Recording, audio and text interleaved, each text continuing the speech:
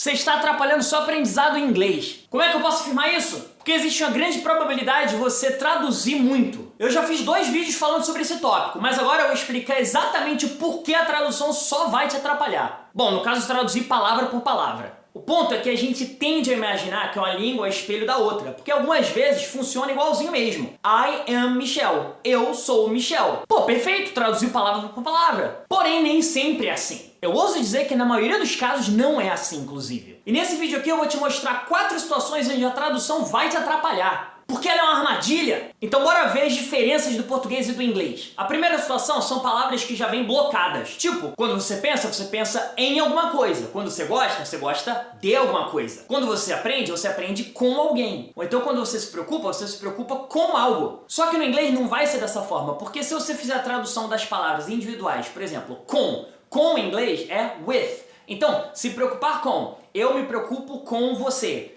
I worry with you. Tá errado, porque por mais que o verbo worry seja se preocupar, quando a gente se preocupa em inglês, a gente se preocupa about alguém ou alguma coisa. Então seria I worry about you. Da mesma forma que a gente fala, eu aprendi com meu pai, você não falaria em inglês I learned with my father. Você falaria I learned from my father. O learn, aprender em inglês é aprender from, não é aprender with. Por quê? Porque sim, se você inclusive falar I learned with my father, você está falando que vocês aprenderam juntos. Nesse caso estaria correto, só que não era o que você queria falar no primeiro momento. Então esse é o primeiro ponto. Você tem que entender que muitas vezes uma palavra que faz sentido em português não vai ser a que vai ser usada em inglês. Quando você pensa em alguma coisa, como eu falei. Em inglês, quando você pensa about alguma coisa. Eu tô pensando em viajar. I'm thinking about traveling. Entendeu? Tá, a má notícia é que isso vem com memorização, não tem uma lógica, já que não tem nada a ver com o português. A parte boa é que agora que eu tô te falando disso, você pode tentar ficar mais atento para ver a palavrinha que vem depois de algumas palavras específicas. É importante se atentar ao correto, porque se você usar o mesmo que usaria no português, você pode estar falando outra coisa. Como foi o caso do I learned with my father. Quando você quis dizer que você aprendeu com ele, que ele te ensinou, você acabou falando que você aprendeu junto com ele, que os dois aprenderam juntos de um terceiro. Segunda situação, se eu falar a palavra manga, o que você imagina? O que vem na sua cabeça? Provavelmente vem na sua cabeça uma das duas possibilidades ou as duas ao mesmo tempo. A fruta manga ou então manga, né? Então como é que é manga em inglês?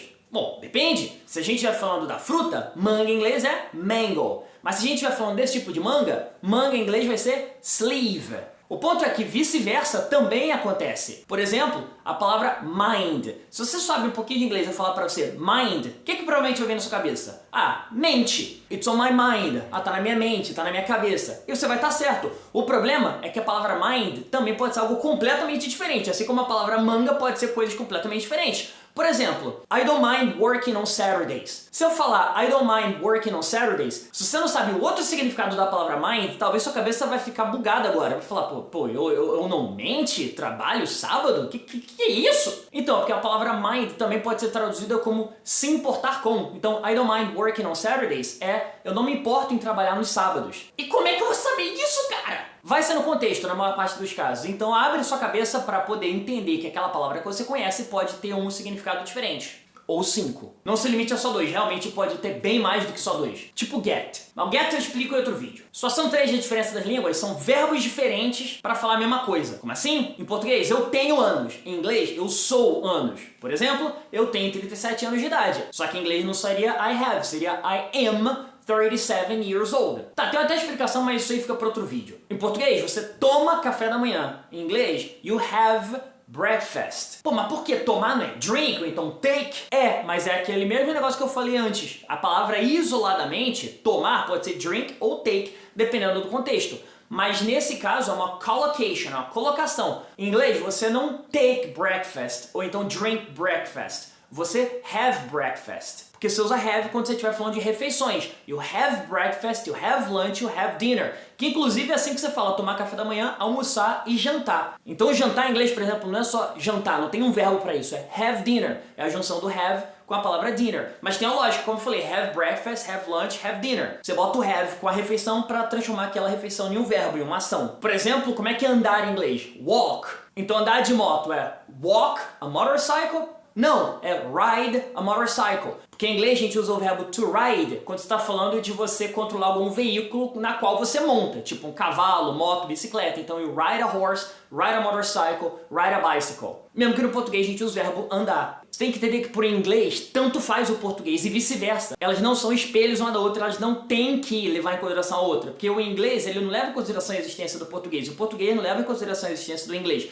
Então você tem que entender o uso da língua na própria língua. Embora às vezes a tradução vá fazer sentido. Mas não é sempre. E para finalizar, tem algumas diferenças culturais. Por exemplo, querer em inglês é want. I want to be rich. Eu quero ficar rico. E tá tranquilo. Só que no Brasil a gente vai no restaurante, então a gente pede pro garçom, né? Tipo que, eu quero uma pizza. Em inglês, se você falar I want pizza, isso é rude. É como se você estivesse exigindo do cara. Pô, eu quero, meu amigo. Traz lá aí minha pizza. E talvez seja a tua intenção, mas aí você tá sendo um babaca. Então como é que você falar em inglês? Please, I would like a pizza. Ou então, please, I will have a pizza. Porque want é querer no estilo de eu quero muito isso e eu vou conseguir. Então é diferente. Da mesma forma que você fala, pô, meu amigo, me dá o cardápio. No português a gente fala, me dá o cardápio. Mas obviamente a gente está pedindo aquilo temporariamente, você não vai levar para casa. Mas em inglês você falar, hey my friend, give me the menu. Que give é dar em inglês, né? Hey man, give me the menu. Tá maluco? Por que você quer o menu? Vai levar para casa? É teu, não é teu, pô? É como se você tivesse que pedir pelo menu. Please, can I see the menu? Então, são algumas situações específicas, mas que é importante você ter essa ciência, porque senão você vai estar falando uma coisa na má boa vontade,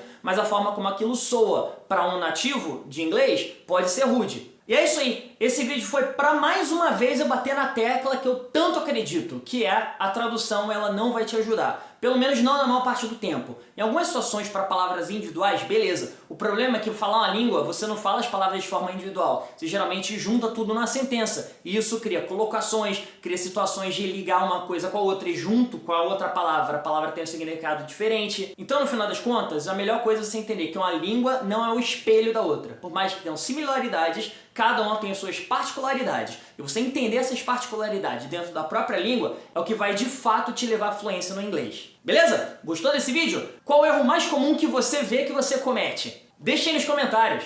E claro, se você não deixou o like até agora, você já está errado. Mas assim como falar inglês você consegue consertar para melhorar, você consegue deixar o like aí e você vai ser uma pessoa melhor se você fizer isso. Falou, gente. Até a próxima. Tchau, tchau.